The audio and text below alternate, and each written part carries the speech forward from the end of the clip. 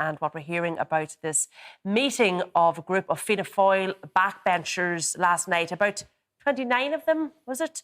Why were they meeting? Who met? What was it all about? The existential identity crisis within Fianna Fáil goes on. Seán actually wrote a very good report, very fair and impartial, about the last general election within Fianna Fáil. And part of the thing that he identified within that was a lack of identity amongst the voters of what exactly the party stood for, what was their raison d'etre these days. And now the party went into government, so most people would say, well, right, you show what you're about now in government, but within the party there still seems to be a view that they need to be generating additional policies to put into their manifesto in the next general election because they're not in the programme for government and therefore they need to come up with something extra. So there was talk of some policy groups on foot of Seán's report. They've been seen to be kind of, be too much control by the party leadership and then the spin doctors and so on and so forth. So a group of backbenchers have come together in order to discuss policy. And there's two, I suppose, varying outcomes out of that. One is people who are of the view, yeah, look, this is a good way to talk about policy within the party, how to develop an identity, and there are others who see it as a means to gripe against the leadership, brackets, Micheál Martin / the other ministers at the top table. OK, Seán, were you aware of this meeting? Were you invited to this meeting? The meeting that happened yesterday was for the Fianna Fáil backbenchers and the senators. So it was actually good. I think it was good that shows the hunger within the Fianna Fáil party to do better. Were you invited to it? No, I said the ministers weren't invited to the meeting. Some of us had heard about the meeting. We spoke to our colleagues afterwards.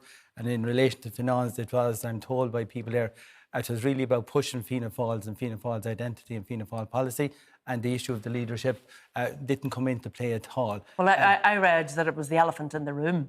Well, I don't know because it wasn't there, but I am clear in what my colleagues who were at the meeting said.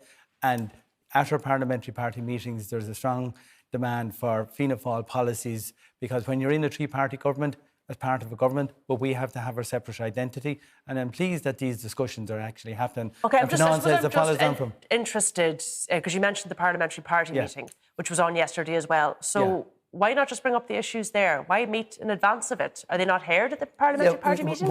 What happens at weekly parliamentary party meetings is there's a lot of legislation going through the Dáil. There may even be a vote of confidence next week. So the parliamentary party happens during the week, and we have to discuss the legislation going through the Dáil, the opposition proposals, the amendments, and we don't get enough of time out sometimes to have a meeting away from the Dáil schedule to discuss the broader issues. The Irish Examiner has a story breaking this evening that one of the Fianna Fáil senators who was in attendance at that meeting, and I'm not going to say the word because I have family watching, F Sinn Féin and F Fine Gael is a direct quote apparently of what they said. It's hardly indicative of a real happy, healthy, functioning coalition, is it? Well, actually, the coalition is functioning very well from that point of view. They're not happy, but they function. Yeah, they're functioning very well, and from the government point of view. But what that clear says to me, leave aside the particular vocabulary and words, it shows Fianna Fáil has to look after Fianna Fáil and our policies, and I'm delighted to see. And do you accept that there's people within Fianna Fáil who feel that's not happening?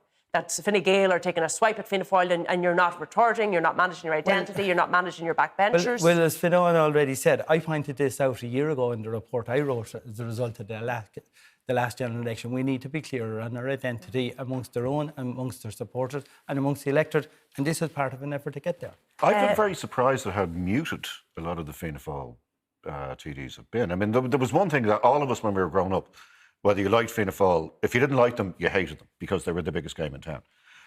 But we all knew that they were sort of ruthlessly efficient.